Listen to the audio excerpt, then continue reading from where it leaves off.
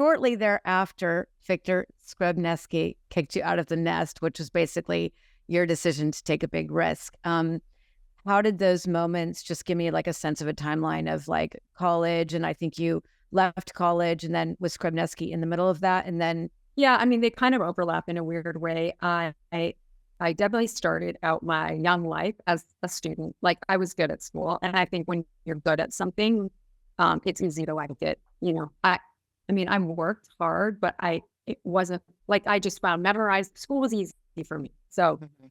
I was in my flow state. When I was about 16, I started modeling more locally, and in Chicago.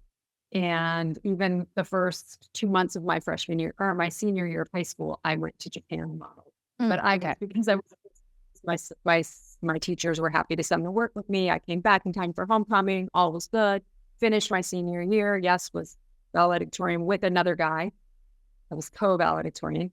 Um, and then I had applied to Northwestern. And it's not that I was thinking that, oh, chemical engineering, this is what I want to do with my life. But if I went into engineering, I would get a full ride because they needed females in engineering. So Mhm. I was like, okay, at least I can figure out what I want to do.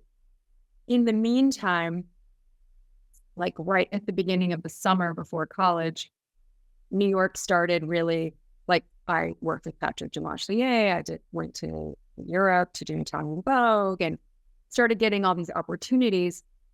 And so I had decided to postpone college. Then during that summer in Italy, did a couple of things and I just was like, I am too green to, Mm. I'm not ready for this big world of New York and fashion yet. Like I'm Mm. still a little girl from the Midwest. So I Mm. remember calling my mom and saying, "Can you get me reinstated?" And she was able to do that. So then in September, even though I did model that summer from, basing out of New York and Europe, I came back and went to school at Northwestern. And because it was close to Chicago, I was still able to work with Skrybneski. Mhm. I made my class schedule so that I still had a couple of days a week free. And it was great. I thought like, I was like, this is the greatest. And even when I ended up dropping out of Northwestern, because I was working every day and I felt that thing of like, oh, I can't do both of these things Yeah. well. And Mhm. that's and honestly, I knew I could always go back to school. Modeling has like an expiration date on it, or at least then I thought it did. So I chose modeling. And then and so then I was very happy. I had an apartment in Chicago. I was working for Skrybneski every day. Things were good.